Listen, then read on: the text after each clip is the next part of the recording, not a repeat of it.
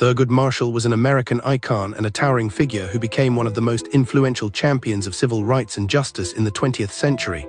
Thurgood Marshall, Supreme Court Justice, civil rights lawyer, and constitutional scholar, was born in Baltimore, Maryland on July 2, 1908.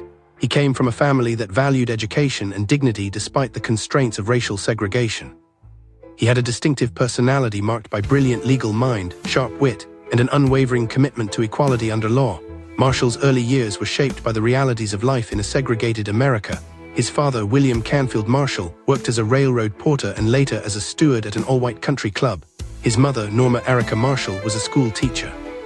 The family was solidly middle class by the standards of Black Baltimore, but they lived in a world where racial barriers determined every aspect of life. Young Thurgood, originally named Thorogood but shortened by the boy himself because he found it too long to write, learned early that America had two systems of justice, one for whites and another for blacks. When Thurgood was growing up in Baltimore, the city was deeply segregated. Black residents faced discrimination in housing, employment, education, and public accommodations. They could not eat in white restaurants, stay in white hotels, or attend white schools. The humiliation of segregation was a daily reality, but the Marshall family instilled in their children a sense of dignity and self-worth that no amount of discrimination could diminish. They taught Thurgood that he was as good as anyone else, regardless of what the law said. Marshall's father had a profound influence on his development. William Marshall was a man who loved argument and debate. He would take young Thurgood to watch trials at the local courthouse, where they would observe lawyers arguing cases. At home, William would engage his sons in discussions about current events, forcing them to defend their positions with logic and evidence. He taught Thurgood to think critically and to question authority. His dinner table debates were Thurgood's first training in the art of argumentation that would define his career. Marshall attended the local segregated public schools. He was a good student, though sometimes mischievous. As punishment for misconduct, he was sometimes sent to the basement and forced to memorize passages from the United States Constitution. This punishment would prove to be an unexpected gift. By the time he graduated from high school, Marshall had memorized much of the Constitution. He understood its language and its promises, particularly the 14th Amendment's guarantee of equal protection under the law. In 1925, Marshall enrolled at Lincoln University in Pennsylvania, a historically black institution. Lincoln was one of the few colleges that accepted black students at the time. Marshall initially planned to become a dentist, but he soon discovered that his real talents lay elsewhere. He excelled in debate and developed a reputation as someone who could argue any side of any question. He joined the debate team and participated in discussions about politics, philosophy, and race relations. He was developing the intellectual tools he would need for his life's work. At Lincoln, Marshall met and befriended Langston Hughes, the poet who would become one of the leading figures of the Harlem Renaissance. The two men shared a commitment to racial justice and a belief that America could be made to live up to its ideals. Marshall also met his first wife, Vivian Bury, whom he married in 1929. Vivian would be his partner and supporter through the early struggles of his career. Marshall graduated from Lincoln University in 1930 with honors. He had decided to become a lawyer. He wanted to attend the University of Maryland Law School, which was close to home and had an excellent reputation. But the University of Maryland did not accept black students. The rejection was painful but not surprising. It was simply another example of the segregation that defined American life. Instead, Marshall applied to Howard University Law School in Washington, D.C. Howard was one of the few law schools in the country that accepted black students. It would prove to be the perfect place for Marshall's legal education. At Howard Law School, Marshall encountered Charles Hamilton Houston, the vice dean who would become his mentor and the most important influence on his legal career. Houston was a brilliant lawyer who had graduated from Harvard Law School and studied in Europe. He had a vision for transforming Howard's law school into an institution that would train lawyers to fight segregation through the courts. Houston believed that law could be a tool for social change, and that carefully crafted legal challenges could dismantle the structure of segregation. He was demanding and exacting, pushing his students to excellence. He told them that a black lawyer had to be twice as good as a white lawyer to succeed. He taught them to be meticulous in their research, thorough in their preparation, and strategic in their thinking. Marshall thrived under Houston's mentorship. He worked harder than he had ever worked before, often studying late into the night. He graduated first in his class in 1933 in the depths of the Great Depression. Jobs were scarce for everyone, but especially for black lawyers. Most black attorneys struggled to make a living handling small cases for poor clients. But Marshall had learned from Houston that law could be more than a way to make money. It could be a weapon in the fight for justice. After graduation, Marshall opened a private law practice in Baltimore. He handled whatever cases came his way, often representing clients who could not afford to pay. He took cases involving police brutality, discrimination, and civil rights violations. He was building a reputation as a lawyer who would stand up for black citizens against a system designed to keep them subordinated. The work was demanding and poorly paid, but Marshall found it deeply satisfying. He was using his legal skills to help people who had nowhere else to turn. In 1935, Marshall got his first major civil rights case. Working with Charles Houston, who had left Howard to become the chief legal counsel for the NAACP, Marshall challenged the University of Maryland's policy of excluding black students from its law school. The case, Murray v. Pearson, was deeply personal for Marshall. He was suing the school that had rejected him 5 years earlier. The case argued that Maryland's policy violated the 14th Amendment's Equal Protection Clause. Marshall and Houston demonstrated that Maryland had no law school for black students, and that the state's offer to pay for black students to attend out-of-state schools did not constitute equal treatment. The Maryland Court of Appeals agreed and ordered the university to admit black students. It was Marshall's first major victory and a sign of things to come. The Murray case brought Marshall to the attention of the NAACP leadership. In 1936, he moved to New York to work full-time for the NAACP as assistant special counsel under Charles Houston. 2 years later, when Houston stepped down, Marshall became chief legal counsel, a position he would hold for more than 20 years. Marshall was now at the center of the civil rights movement's legal strategy. The NAACP had decided to attack segregation through the courts, challenging discriminatory laws one case at a time. The strategy was based on the belief that the Constitution, properly interpreted, prohibited racial discrimination. The problem was that the Supreme Court's 1896 decision in Plessy v. Ferguson had declared that separate but equal facilities were constitutional. Marshall's mission was to overturn Plessy and dismantle the legal structure of segregation. Marshall traveled throughout the South taking cases and organizing local lawyers. The work was dangerous. He traveled through communities where black people had few rights and where white supremacy was enforced through violence and intimidation. He received death threats regularly. On several occasions, he narrowly escaped lynch mobs. He was arrested on trumped-up charges and harassed by local authorities. But Marshall continued his work, driven by a deep conviction that the law could be made to serve justice. He developed a network of local lawyers and activists who would bring cases and gather evidence. He was building a legal army to fight segregation. Marshall's strategy was methodical and patient. Rather than directly challenging segregation itself, he initially focused on demonstrating that separate facilities were not equal. He brought cases showing that black schools received far less funding than white schools, that black teachers were paid less than white teachers, and that black students were denied educational opportunities available to whites. These cases chipped away at the foundations of segregation, forcing states to either equalize facilities or admit that true equality was impossible under segregation. In the 1940s, Marshall won a series of important victories. He successfully challenged all-white primary elections in Texas, arguing that they violated black citizens' right to vote. He won cases that opened graduate and professional schools to black students. He challenged discriminatory practices in housing, transportation, and employment. Each victory was hard-fought, requiring extensive research, careful legal arguments, and courage in the face of hostility. Marshall argued cases before hostile judges in Southern courtrooms, facing lawyers who viewed him with contempt because of his race. But Marshall's brilliant legal mind and thorough preparation won respect even from those who opposed his cause. Marshall's legal approach was characterized by meticulous preparation and strategic thinking. He would spend months researching a case, gathering evidence, and developing arguments. He understood that he could not afford to make mistakes. A loss in court did not just mean losing a case, it meant setting back the cause of civil rights. He recruited expert witnesses, including social scientists who could testify about the effects of segregation.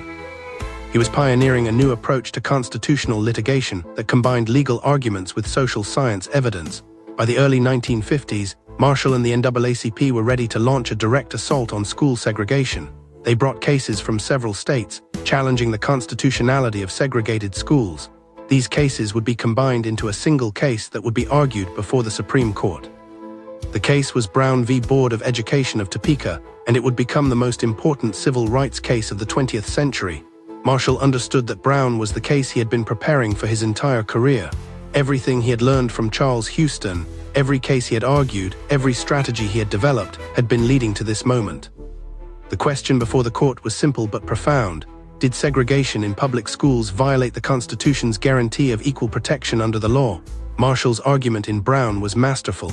He presented evidence from psychologists and educators showing that segregation damaged black children, making them feel inferior and limiting their educational opportunities. He argued that segregation was inherently unequal. that the very act of separating children by race conveyed a message of inferiority that no amount of equal funding could overcome. He challenged the court to live up to the Constitution's promise of equality. The oral arguments took place in December 1952, and then again in December 1953 after the court ordered reargument. Marshall faced tough questioning from the justices, but he was thoroughly prepared. He knew every precedent, every detail of the record, every possible objection to his arguments. On May 17, 1954, the Supreme Court issued its decision. In a unanimous opinion written by Chief Justice Earl Warren, the court declared that separate educational facilities are inherently unequal and that segregation in public schools violated the 14th Amendment. The court explicitly overturned Plessy v. Ferguson. It was the most important Supreme Court decision since the Civil War. Marshall had achieved what many thought impossible. He had persuaded the Supreme Court to strike down segregation. The Brown decision did not end segregation overnight. Many southern states engaged in massive resistance, refusing to comply with the court's order. Schools remained segregated for years in many places. Violence erupted as white supremacists fought to maintain the old order, but Brown changed America fundamentally. It declared that racial segregation was unconstitutional and set in motion the civil rights movement that would transform American society. Marshall continued to litigate civil rights cases after Brown. He argued more than 30 cases before the Supreme Court and won all but 3. He challenged segregation in public facilities, discrimination in jury selection, and violations of voting rights. He was the most successful Supreme Court advocate of his generation, perhaps of any generation. His courtroom skills were legendary. He could be folksy and down-to-earth, then suddenly shift to sophisticated legal analysis. He used humor to make points and stories to illustrate principles. He had a gift for making complex constitutional issues understandable. In 1961, President John F. Kennedy nominated Marshall to the United States Court of Appeals for the Second Circuit. The nomination was controversial. Southern senators opposed Marshall because of his civil rights work and delayed his confirmation for nearly a year. But Marshall was finally confirmed in 1962. He served on the appeals court for 4 years, writing over 150 opinions. His judicial opinions were characterized by careful reasoning and a commitment to protecting individual rights. He proved himself to be an excellent judge, earning respect from his colleagues. In 1965, President Lyndon Johnson appointed Marshall as Solicitor General of the United States, the lawyer who represents the federal government before the Supreme Court. Marshall was the first black person to hold this position. As Solicitor General, Marshall argued cases on behalf of the government, winning 14 of the 19 cases he argued. It was an ironic position for someone who had spent his career challenging government policies, but Marshall understood that he was representing the Constitution and the rule of law. In 1967, President Johnson nominated Marshall to the Supreme Court. It was a historic moment. Marshall would be the first black justice in the court's history. The nomination was both a recognition of Marshall's extraordinary qualifications and a symbolic statement about America's progress on race relations. Marshall was confirmed by the Senate and took his seat on the court in October 1967. As a justice, Marshall brought a unique perspective to the court. He was the only justice who had extensive experience representing poor and marginalized clients. He had seen firsthand how the law affected ordinary people. He had risked his life fighting for justice. This experience shaped his judicial philosophy. Marshall believed that the Constitution protected individual dignity and that the court had a special responsibility to protect the rights of minorities and the powerless. Marshall served on the Supreme Court for 24 years, from 1967 to 1991. His tenure coincided with a period of increasing conservatism in American politics and on the court itself. As the court's composition changed and more conservative justices were appointed, Marshall often found himself in dissent, but his dissents were powerful statements of principle that kept alive a vision of constitutional justice. Marshall was a strong defender of civil rights and civil liberties. He consistently voted to protect freedom of speech, to uphold affirmative action programs, and to limit the death penalty. He believed that the Constitution was a living document that should be interpreted in light of contemporary values and needs. He rejected the originalist approach that some conservative justices favored, arguing that the framers could not have anticipated modern conditions and that the Constitution's broad principles should be applied to address contemporary problems. Marshall was particularly passionate about criminal justice issues. He had represented criminal defendants early in his career and understood how the system could be biased against the poor and minorities. He consistently voted to protect the rights of criminal defendants and to limit police power. He was deeply troubled by the death penalty, which he believed was applied in a racially discriminatory manner. He voted against the death penalty in every case, arguing that it constituted cruel and unusual punishment prohibited by the Eighth Amendment. Marshall's opinions, both majority opinions and dissents, were written in clear, accessible language. He He avoided legal jargon and complex theoretical arguments. He wanted his opinions to be understood by ordinary citizens, not just lawyers. He often included stories and examples to illustrate his points. He believed that law should serve human needs and that judges should never forget the real-world consequences of their decisions. Marshall was known for his storytelling on the court. During oral arguments and in conferences with other justices, he would tell stories from his years as a civil rights lawyer. He would describe what segregation was really like, how it felt to be denied basic rights because of race, how the legal system failed poor people. These stories had a powerful effect on his colleagues, reminding them that constitutional cases involved real people with real lives. Some of the younger, more conservative justices had never experienced segregation or witnessed the civil rights movement firsthand. Marshall's stories educated them about America's history and the ongoing effects of discrimination. As the court became more conservative in the 1970s and 1980s, Marshall became increasingly isolated. He watched as the court narrowed civil rights protections, limited affirmative action, and expanded police powers. He wrote passionate dissents, warning that the court was abandoning its commitment to equality and justice. His dissents were sometimes angry and always eloquent. He was fighting to preserve the gains of the civil rights movement and to prevent backsliding on racial justice. Marshall's personal life during his Supreme Court years was marked by both joy and tragedy. His first wife, Vivian, had died in 1955 after a long battle with cancer.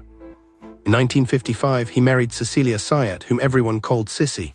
They had two sons, Thurgood Jr. and John. Marshall was a devoted father who tried to give his sons a normal childhood despite his fame and demanding career. He enjoyed simple pleasures, good food, bourbon, and conversation with friends. He maintained friendships with people from all walks of life and never forgot his roots.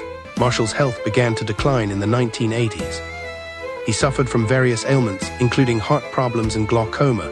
He had difficulty walking and was often in pain, but he refused to retire, determined to remain on the court as long as possible. He feared that if he retired, President Ronald Reagan or President George H.W. Bush would replace him with a conservative justice who would undo the work he had devoted his life to. He wanted to hold on until a Democratic president could name his successor. Finally, in 1991, Marshall announced his retirement. He was 83 years old and in failing health. He could no longer effectively perform his duties.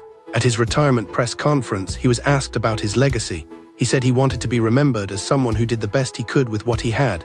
It was a characteristically modest statement from a man whose accomplishments were extraordinary. President George H.W. Bush nominated Clarence Thomas, a conservative black judge, to replace Marshall. Marshall was deeply opposed to Thomas's nomination, believing that Thomas did not share his commitment to civil rights and social justice. Thomas was confirmed despite Marshall's opposition, and Marshall watched with dismay as his successor took positions opposite to those he had championed. Marshall's retirement was brief. His health continued to deteriorate, and he spent his final months at home with his family. On January 24, 1993, Thurgood Marshall died of heart failure at Bethesda Naval Medical Center. He was 84 years old. His death was mourned across the nation. Thousands came to pay their respects as his body lay in repose at the Supreme Court. His funeral was attended by justices, politicians, civil rights leaders, and ordinary citizens whose lives had been changed by his work. He was buried in Arlington National Cemetery with full honors. Marshall's legacy is immense and multifaceted. As a lawyer, he was the architect of the legal strategy that destroyed segregation. Brown v. Board of Education alone would have secured his place in history, but it was only one of dozens of important cases he won. He demonstrated that the Constitution could be a tool for social change, and that determined lawyers could use the law to advance justice. As a Supreme Court justice, Marshall was a powerful voice for equality and human dignity. His opinions and dissents articulated a vision of constitutional justice that continues to inspire lawyers and judges. He brought to the court a perspective that no other justice had, the perspective of someone who had experienced discrimination and fought against it. His presence on the court was itself a powerful symbol of American progress. Modern historians and legal scholars recognize Marshall as one of the most important Americans of the 20th century. His impact on American law and society is comparable to that of any president or political leader. He changed the legal landscape of America and helped make the country more just and equal. The civil rights movement had many heroes, but Marshall's contribution was unique. He fought his battles in courtrooms rather than in the streets, using legal briefs and oral arguments rather than protests and demonstrations. Marshall's approach to civil rights was pragmatic and strategic. He understood that change would come slowly and that each victory had to be built on careful preparation and solid legal arguments. He was patient but persistent, willing to work for years to achieve his goals. This approach was sometimes criticized by more militant activists who wanted faster change, but Marshall understood that lasting change required changing the law, and that required winning in court. Perhaps Marshall's greatest achievement was demonstrating that the American legal system, despite all its flaws and biases, could be made to serve justice. He believed in the Constitution and in the possibility of making America live up to its ideals. This faith was remarkable given what he had experienced and witnessed. He had seen the worst of American racism, yet he never gave up on America. He believed that the Constitution's promise of equal justice under law was real and could be achieved. Marshall's life spanned an era of tremendous change in American race relations. He was born in a segregated America where black people were systematically denied basic rights. He died in an America where legal segregation had been abolished and where black people had achieved positions of power and influence that would have been unimaginable in his youth. Marshall was not just a witness to this change, he was one of its principal architects. His work made possible the progress that followed. The civil rights legislation of the 1960s, the election of black officials, the integration of schools and workplaces, all of these developments built on the legal foundation that Marshall had constructed. In the end, Thurgood Marshall was both a symbol and a substance of American progress on racial justice. He was a brilliant lawyer, a courageous advocate, and a wise judge. He used his extraordinary talents in service of a cause larger than himself. He faced danger and opposition with courage and never wavered in his commitment to equality. His legacy includes the cases he won, the opinions he wrote, and the example he set. He showed that one person armed with knowledge, determination, and faith in justice could change a nation. Marshall represents the best of American ideals, the belief that all people are created equal and deserve equal treatment under law. His life's work was dedicated to making that ideal a reality. He did not achieve complete success. Racial inequality persists in America today, but he moved the country forward and established principles that continue to guide the ongoing struggle for justice. Thurgood Marshall was, in death as in life, a champion of justice and equality, remembered for his brilliance, his courage, and his unwavering commitment to the Constitution's promise of equal protection under law.